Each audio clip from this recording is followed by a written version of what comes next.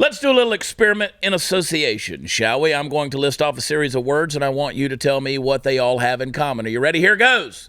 Russian collusion, Hunter Biden's laptop, mostly peaceful riots, January 6th deaths, Nick Sandmann. Did you get it? I'm guessing you did, because it doesn't take a floor-to-ceiling whiteboard festooned with newspaper clippings and connective red string to suss out what these were all stories blatantly lied about by the media.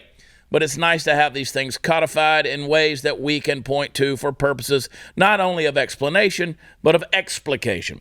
A new survey just came out from the Pearson Institute showing that 77% of adults over 18 in this country agree that misinformation increases hate crimes.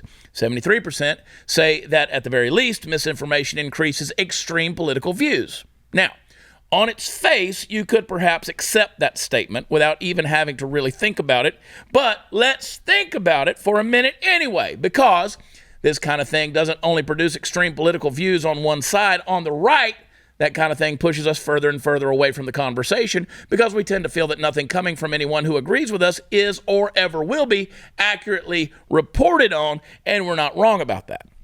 It makes us not want to participate in the national discussion at all with those who disagree, because we can't seem to get any kind of a good faith approach. And that's genuinely a bad thing, because we need to have balanced conversation.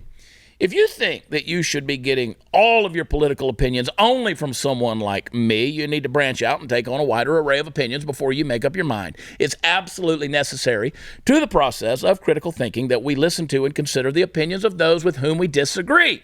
But on the other side of the political, intellectual, and ideological aisle, you have the people on the left who are also negatively affected when the mainstream media shits the bed in terms of reporting. How many people developed Trump derangement syndrome thanks to the Russian collusion hoax? How many people are unaware of the corruption in which Joe Biden has participated down through the years, almost directly because of the Hunter Biden laptop cover-up? How many Olympic-level mental gymnasts did we produce in this country when we showed people fiery but mostly peaceful riots and then asked them to make sense of what their eyes were seeing and their ears were hearing in conjunction with what their propaganda was telling them? And what about January 6th? How many people to this day think that there were people killed at the January 6th invasion other than Ashley Babbitt? I guarantee you the Venn diagram between those people and the people who think Nick Sandmann is a racist is practically a circle. Folks, one of the greatest disservices this country has ever done itself is allowing the mainstream media to first become a giant that overtook our entire daily lives and then to atrophy into the wart-faced slimy monster that it has become.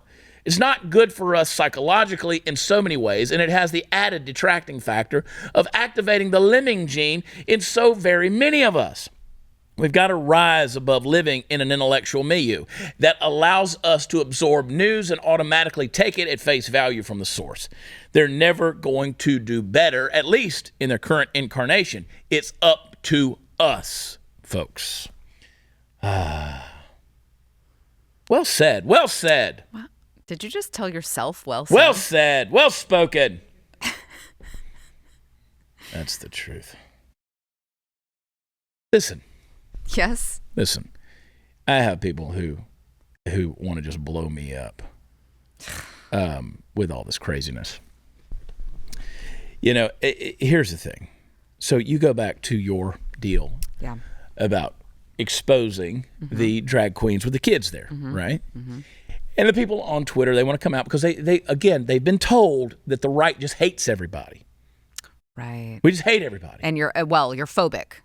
That and we're, fear-mongering hate bigots. mongers and yep. So all of these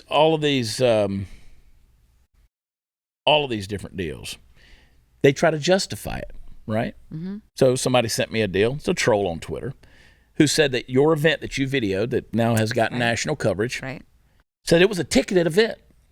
Yes. So? Okay, yes. That's correct. Ticketed event. That's correct. Tell me what that has to do with sexualization of children being wrong.